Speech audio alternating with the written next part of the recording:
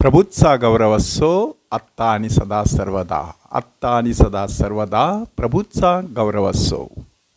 आज 25 जुलै संत जेम्स ह्याच्या सणाचा दिवस.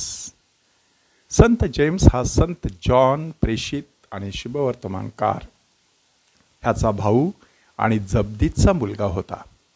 जब्दी हा अत्यंत श्रीमंत असा मासेमारीचा धंदा करणारा कोळी होता. ही दोन्ही भावंड गालिल समुद्राजवळ मासेमारी करत असताना प्रभू येशू ख्रिस्ताने त्यांना पाचारण केलं आणि आपल्याला सांगण्यात येतं की त्यांनी आपले बाप जब्दी आपल्या चाकरांसह आपली होडी, आपली जाळी सगळं काही सोडलं आणि ते प्रभू येशू ख्रिस्ताच्या मागे आले. ह्यातून आपल्याला पहिली गोष्ट संत जेम्सविषयी शिकायची आहे आणि ती म्हणजे प्रभू येशू ख्रिस्ताची हाक आली की कोणत्याही प्रकारचा त्याग करण्यासाठी माणसाने तयार असलं पाहिजे. असं म्हणतात की त्यांची आई सलोमी ही पवित्र मरियेची चुलत बहीण होती आणि त्यामुळे हे दोघे गर्जनेचे पुत्र प्रभू येशू ख्रिस्ताचे मावस भाऊ मानले जातात. म्हणून प्रभूचा भाऊ याकोब अशा प्रकारचा उल्लेख आपल्याला प्रेषितांची कृत्ये ह्या पुस्तकामध्ये कुठेतरी वाचायला मिळतो. संत जेम्स आणि संत जॉन ह्यांना प्रभू येशू ख्रिस्ताच्या प्रेषित कार्यामध्ये खूप जवळचं स्थान मिळालेलं होतं असं आपल्याला दिसून येतं. संत पीटर, संत जेम्स आणि संत जॉन हे तिन्ही प्रेषित प्रभू येशू ख्रिस्ताच्या महत्त्वाच्या कार्यप्रसंगी उपस्थित असलेले दिसतात. मग ते रूपांतराचं कार्य असो,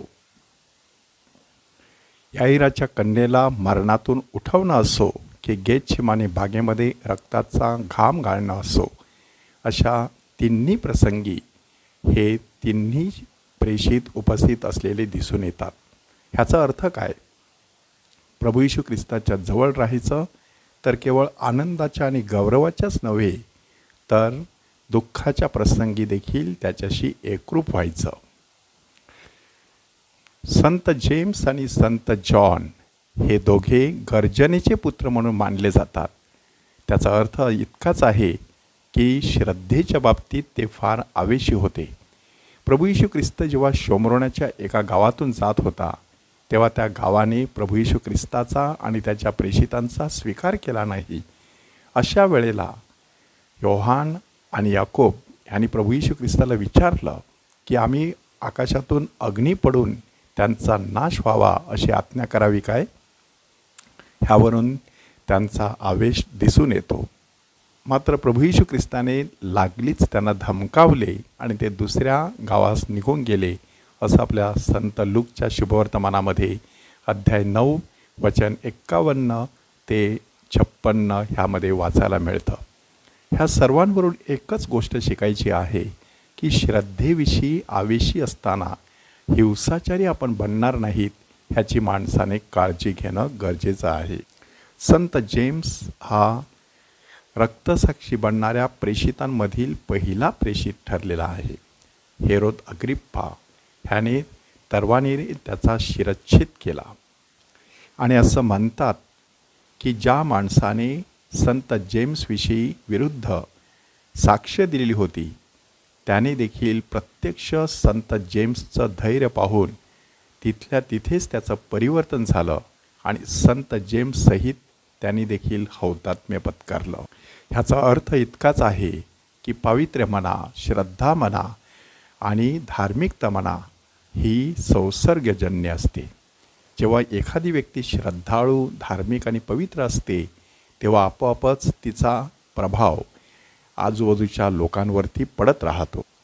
आजच्या शुभवर्तमानामध्ये जब्दीच्या मुलांच्या आईने प्रभू येशू ख्रिस्ताकडे येऊन आपल्या मुलांसाठी काहीतरी मागितलं की आपल्या मुलांनी येशूच्या दोन्ही बाजूला बसावं. अशा वेळेला येशूने त्याची किंमत काय असते त्याची जाणीव त्या दोघा भावंडांना करून दिली.